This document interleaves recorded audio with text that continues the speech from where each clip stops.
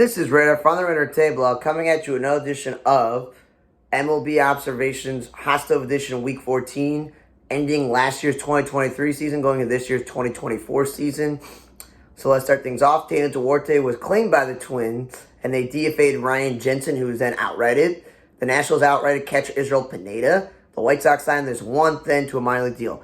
I've never heard of him, but at least as I've mentioned the last couple of weeks, the White Sox signing players to minor league deal who have any sort of a major league experience from a decade to like 1 year. It's a good way to build the team up for cheap, and you never know who's going to turn out and who will. Like Kenny Middleton last year, that we didn't see that happening, and he turned out to be a guy who pitched well enough and was traded at the deadline. Like, that's a good idea. Cardinals outright Moises Gomez. Dilson Lamet is going to the Dodgers, which, again, this guy has been a bad starting pitcher, but he's been an innings eater, he's been a closer, he's been a swing guy, he's been a long relief pitcher, middle relief, bulk inning guy. He's going to give the Dodgers innings, and the Dodgers have so many injured starting pitchers and questions in their bullpen.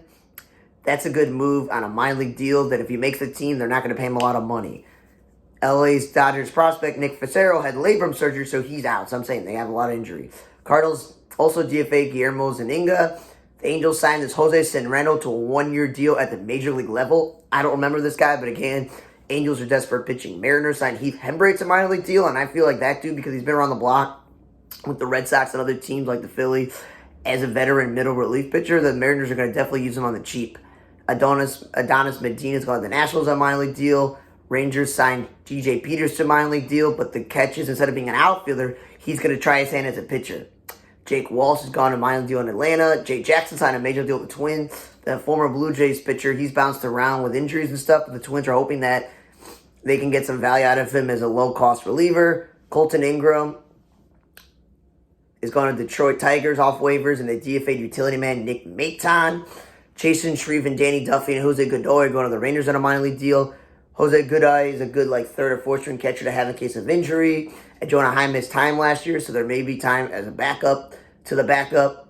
Danny Duffy was on the Rangers minor league team last year. He didn't pitch a major league level, but they're hoping if he's healthy, maybe they can use him as a left-handed relief pitcher, because I think his days as a starting pitcher are over. And Chasen Shreve is a veteran relief pitcher who's also been a starter in his career, and he's bounced around from team to team, and I could see him also being used as a bullpen level guy. Again, the Rangers lost the guys in free agency to in both their bullpen and their rotation. So guys like Duffy and Shreve may pitch innings for them this year. The infielder Diego Castillo has been picked up by the Phillies, and I've been so confused with Diego Castillo. We got the veteran relief pitcher, we got the infielder, then we got the young relief pitcher. So this is the infielder who's now on the Phillies.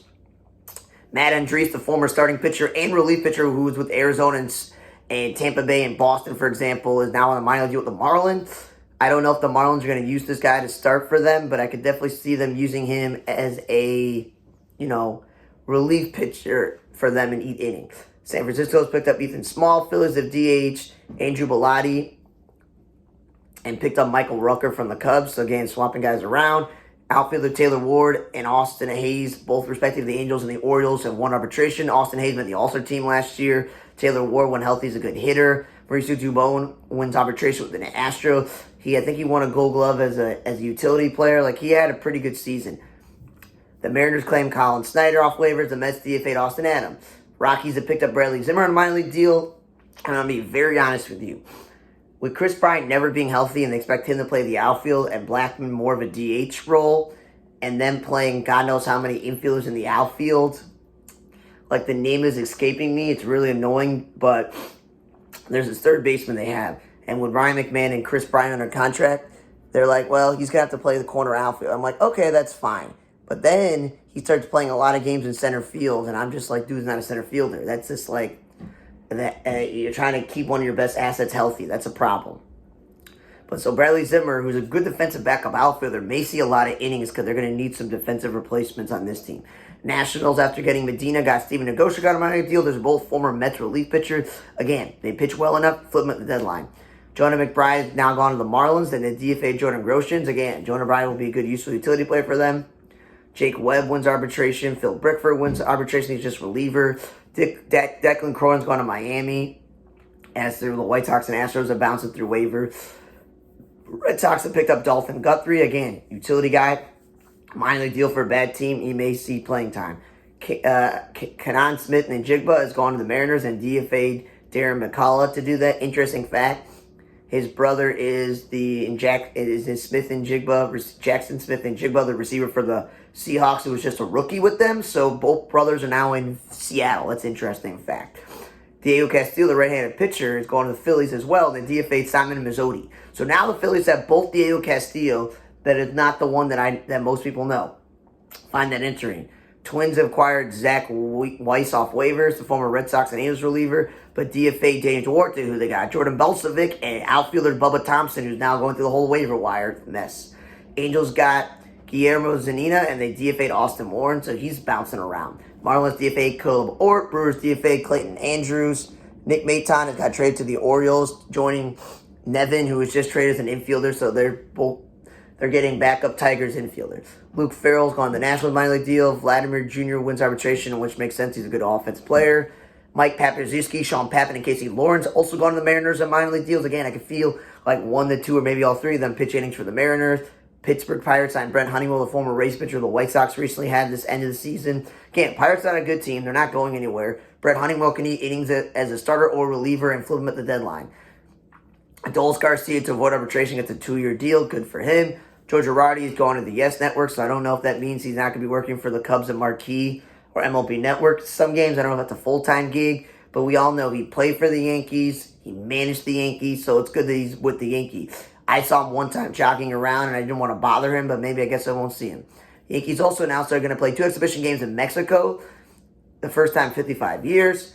White Sox picked up Kevin Pillar just after this video was recorded, and I know they signed Brett Phillips, but I'm happy. Luis Robert is not a healthy player, nor is Eloy Jimenez. Andrew Benintendi a disappointing season, and Gavin Sheets is on an outfielder, and Oscar Colas had a disappointing rookie season. You know what all that means? That he can make the team, not for a lot of money, and the Sox have a very quality backup outfielder, and that knowing the White Sox are not going to be a playoff team, they can always slip him at the deadline. I'm going to go to as many games as possible to try to meet this guy, because I've been trying to meet him for a while. Good move for them.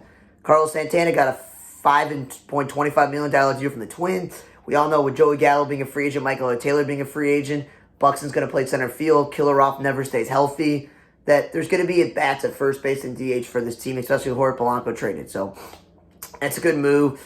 Not a huge fan of him as a Sox fan when he played for Cleveland twice because he kills the White Sox. But it's a good move for the Twins. And if they're not a playoff team, he can be traded at the deadline like the Pirates did this year. Phil Maton, the former Cleveland and Houston Astros reliever, signed a $6.5 million deal. He got more money than a Carlos Santana, the former All-Star. But the Rays are always good at developing relievers and getting the best out of them. So he was pretty good in Cleveland, which is why he got traded to Houston. So I think he's been at Houston for a good amount of years that they won a World Series. Maybe he has not. But the Rays will get as much as they can out of him, and he'll be a very quality reliever for them because they're good at that. White Sox did trade AAA pitcher Kristen Mina, who finally got the AAA, and the White Sox are like, well, after Cease and after Kopech, like, who's in this rotation? I know you signed Eric Fetty, and you're banking on Touki Toussaint and a lot of other question marks. Why trade a guy who pitched for AAA? The White Sox go, well, Dominic Fletcher is a very talented outfielder who, when he was in Arizona for a short stint, when healthy, he's a good player, but he wasn't healthy. And with Jake McCarthy, Alec Thomas, Corbin Carroll, Jock Peterson, and Lourdes Gurriel and Pavin Smith taking up spots in the outfield, there's no room for him. So the White Sox get in on a young outfielder who could potentially be a much better outfielder than Colas. And you're like, well, they got Pilar, but Pilar's a backup. Fletcher could definitely start. Then the White Sox turned around and traded Gregory Santos, a young relief pitcher who they were banking out a lot of innings. And you're like, why did they do that? Well, they get Prelander Baroa, who could be like the next Santos for them, and an outfielder, Zach DeLoach, who the Mariners decided they didn't need. So the Sox potentially have 2 young outfielders, get a young relief pitcher in it, and get a 2024 competitive balance pick B round. So they feel like getting Fletcher and getting DeLoach and getting this Baroa guy and this draft picker help them out, and they outright Lane Ramsey after DFA. So not sure about trading Santos. I'm okay with trading Chris Amanda because he's a triple-layer, and Fletcher is at this point a triple-layer because he hasn't played in the major leagues consistently. So that'll be interesting to see how bad the Sox, how weakened the Sox bullpen is, but how they now have depth in the outfield. Ryan Brazier got a $9 million deal from the Dodgers. So the Dodgers, again, try to bulk up their bullpen after they got Yamada. Otani's not going to pitch, but they got him for the future, and they got Paxton. You know, they're trying to, and they got Glasnow. They're trying to beef up their bullpen because We all know that they've beefed up their rotation, and getting Teoscar Hernandez and Motani beefs up their lineup. Caleb Ferguson has been traded from the Dodgers to the Yankees for Matt Gage, who they just got off waivers, and this Christian Cejudo. So the Dodgers get a reject from the Astros and some nobody from the minor league. The Yankees are hoping Caleb Ferguson is healthy enough to help out their bullpen. So that's a good move. Josh Harrison signed a minor deal with the Reds. He's an Ohio native. That's a good move for them. I know between the Smith and Fencer Spear and Candelario and De La Cruz and McLean and India and this other guy that there's no room in the infield. So Harrison may not make the team. He may make the team, and he has experience in the outfield, but it's a good veteran presence to have a guy like Josh Harrison on your team, especially in a backup role. Royals have locked up Bobby Witt for 11 years at $288.7 million. Not to compare it to Wander Franco, but the Rays did something very similar where they found they thought that this would be the best shortstop in their history. Traded their starting shortstop, Willie Adames, for the ability to play Wander Franco, and obviously he did stupid things off the field. But Bobby Witt, though, son of an all-star pitcher, Bobby Witt Sr., has already been one of the best young players in baseball in stolen bases and triple and exciting plays. He's going to be there for an extra 11 years. So it's on top of what he already has in his contract. So when he retires, if he makes at least one, maybe 2 to 3 more all-stars, he's definitely hands down the greatest shortstop in Royals history. It's like, as soon as Albert Perez started making all-star appearances, I'm like, that's the best catcher in Royals history. They were one of the weaker teams in baseball history at shortstop and a catcher. We obviously know they have George Brett, and they've had some all-star outfielders, and they've had Frank White at second base, and they obviously have Brett Saberhagen and Zach Greinke and Dan Quinsberry as the closer, and Joaquin Soria. So they've had some good pitchers in their history. It's just now they got probably, this looks like the best shortstop in their history. Jacob Junis gets a $7 million deal with Milwaukee. And after the trading Corbin Burns, Brandon Woodruff is out. He's probably going to miss the whole year, and he's a free agent. It's just Freddie Peralta. And they traded Adrian Hauser. There's not a lot of pitchers in the Brewers rotation. So, the other day when they got this DL Hall from Milwaukee, and he's been a starter and reliever, they're like, we're going to give him a chance to start. They signed Joe Ross, who's barely pitched in the last 4 years, a minor league deal. Well, he's going to get a chance to start. Well, Jacob Junis was a former Royals pitcher who they made a reliever, and I felt like they were wasting his time pitching 60 innings as a reliever and not giving 150, 60 innings as a back-end starting pitcher. And then he's with the Giants doing a swing role. And the Brewers said he's going to start. So I think $7 million is a lot. He's getting more than Carlos Santana, but the Brewers are really desperate right now for innings to be eaten. So, hey, if the Brewers are not a playoff team, he could be a trade asset. Congratulations, though, to Jimmy Key, Russell Martin, Ashley Stevens, and Paul Godfrey. They're getting to Canadian Baseball Hall of Fame. Russell Martin may be the best catcher to ever be born in Canada, and Jimmy Key's definitely one of their better pitchers. Clayton Kershaw's back with the Dodgers, but with him and Gosselin and May being at the 6th ATL, it's going to be more important that James Paxton is healthy, because don't know if Kershaw, when he's going to pitch for them this season. Atlanta Braves are going to host the 2025 All-Star Game. I'm not a Braves fan, but it's one of the best ballparks I've visited, and that's deserving because they got this whole ballpark village. Astros are locking up Altuve for another 4 years at $125 million extension, because they were like, what are they going to do, Altuve and Bregman? They're going to be free agents.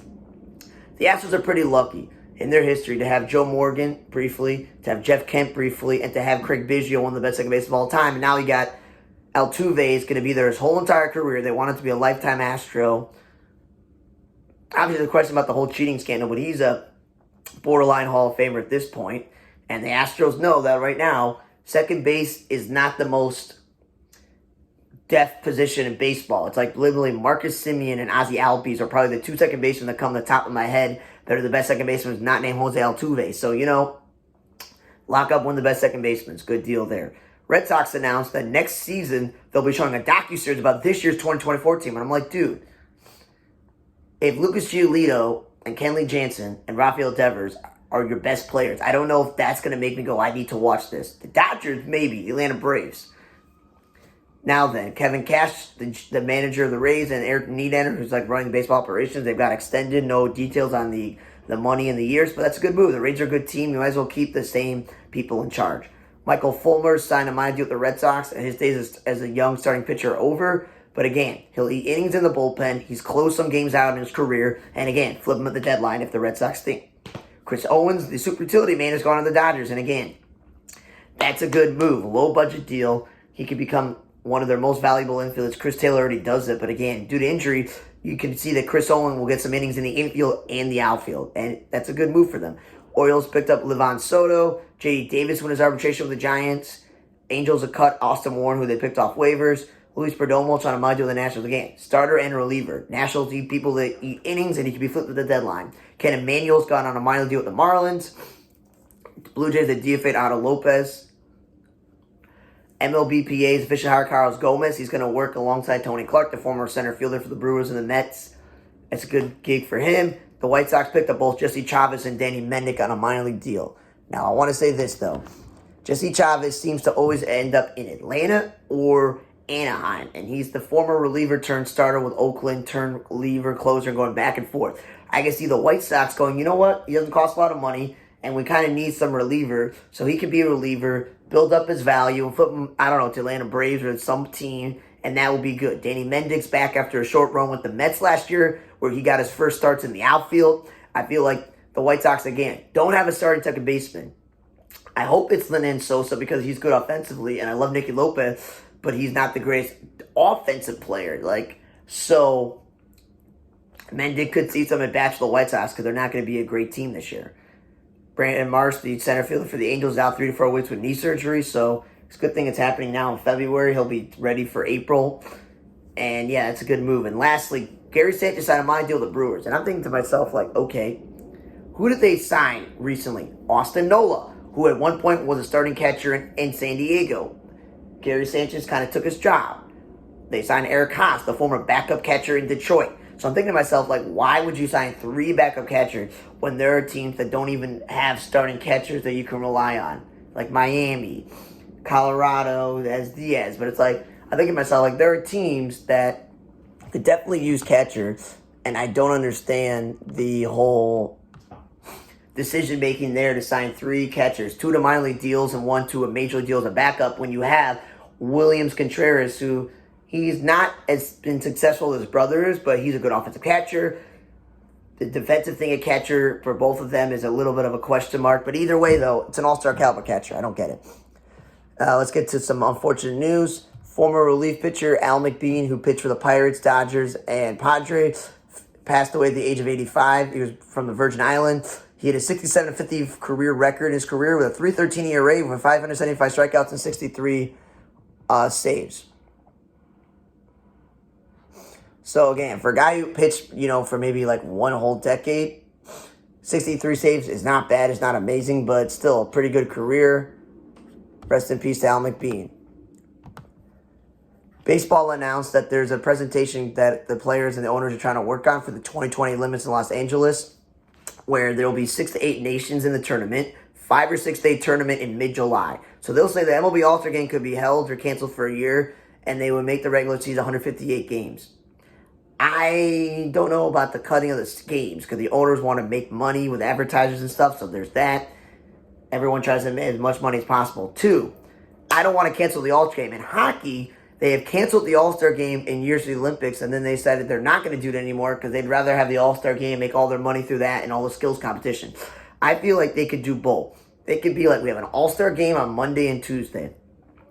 Then what could be is that the Olympics could be Thursday through the following, Wednesday, and you don't have, if you make the All-Star team, you don't have to play in the All-Star Game. If you'd much rather play for the Olympics, you can. The association has to be hearing to any proposal. The committee could assist with player insurance if a guy gets hurt, money-wise, and it requires, obviously, the union. So I feel like there's a way to do it and have All-Star Game and the Olympics is a way to do both. Apparently, speaking of also other baseball stories, the public schools the Nevada State Education's public schools lawsuit against the governor about teachers using to overturn last summer's of them approving $308 million public funding for the new ballpark in the Vegas Strip. So obviously, it's not the A's are being sued, but it's not a good look if people in your town are suing you for using taxpayer dollars to be funding it and not for better for the school system. So I don't know how that's going to impact that, but I find that to be interesting. Other interesting news is we've talked about the White Sox, where they've said they want to make it on the lakefront like the Bears, or they want to make it in that area off of Roosevelt, abandoned lot, all these different things. And there's some interesting proposed photos where you got the skyline in the back that looks cool.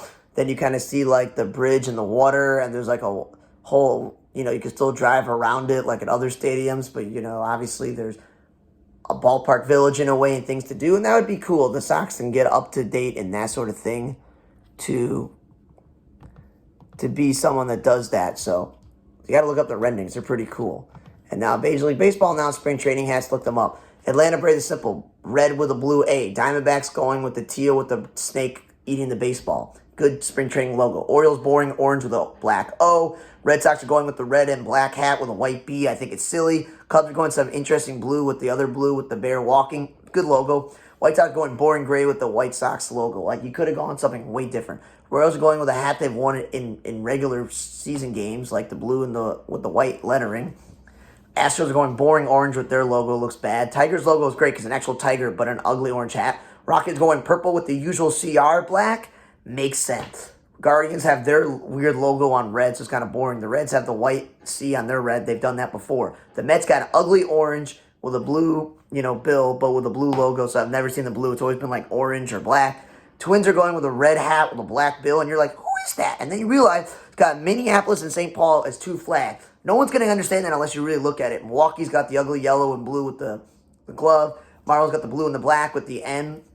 Makes sense. The Dodgers got the cursive D, which is interesting. They don't really do that with the blue hat. The Angels got the boring red hat with the red logo there. Giants got the typical orange and black with the San Francisco being black. Not bad. Padres got the ugly yellow with the SD and brown. Pirates got the black P on the yellow hat. Ugly hat, but it's their color scheme. Phillies going all red, but with a blue Liberty Bell. I like the blue Liberty Bell. That's a cool logo for them to do. I think they did with a Father's Day hat that I gave to someone. A's going ugly yellow with the green A. That's their colors. Makes sense. Yankees going the traditional blue with the white Yankee. Blue Jays have a weird hat where it's like blue on the back, then it's white in the front, then it's light blue here, and then it's got the logo. So it's a lot going on. Rangers got a light blue with a white T. That's similar to the color scheme. Rays go ugly yellow with the little sunspot ray, which is dumb. Cardinals are going their typical boring red with the cardinal. The Mariners going with a tealish color with the little Mariner logo, which is not the usual one, so it's not bad. And then the National going all dark blue like black, which you couldn't even tell with a W. And you're like, is that Washington? Like the state of Washington? Like, it's confusing.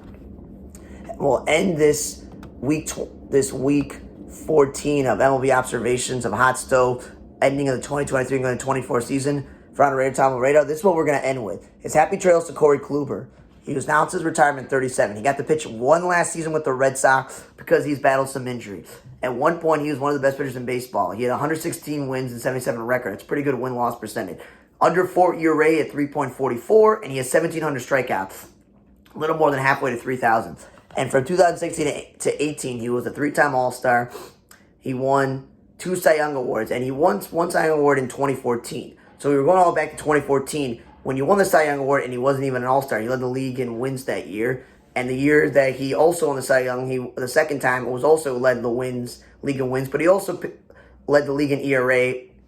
And in 2021, the Yankees also pitched a no-hitter. So he's got 3 All-Stars on his mantle, 2 Cy Young, led the league and wins it twice, ERA once, and pitched a no-hitter, and has a winning record and a below 4 ERA with under 2,000 strikeouts.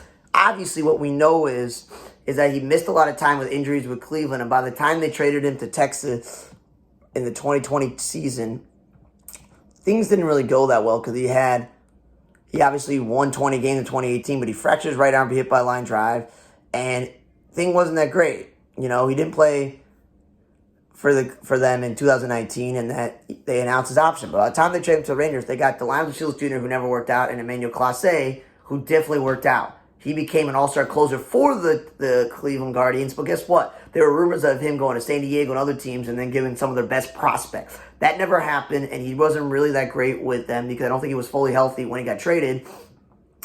And he had shoulder tightness, and then he obviously had a torn tears major muscle, and that didn't work out. And then he pitched for the Yankees, and he had some success, I said, with the no-hitter.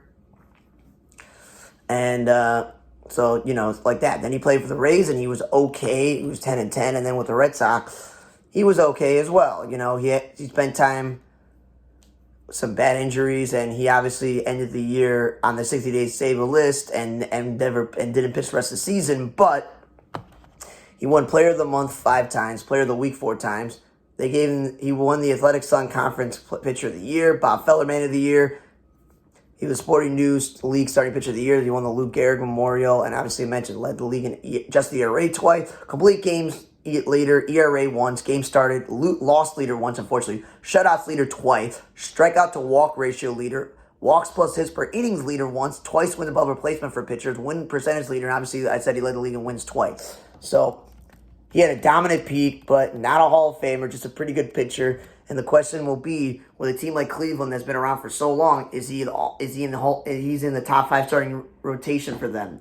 I don't know. I'm Raider for Entertainment Blog, and for Raider on the Entertainment Blog, I'm Raider. See you guys next time.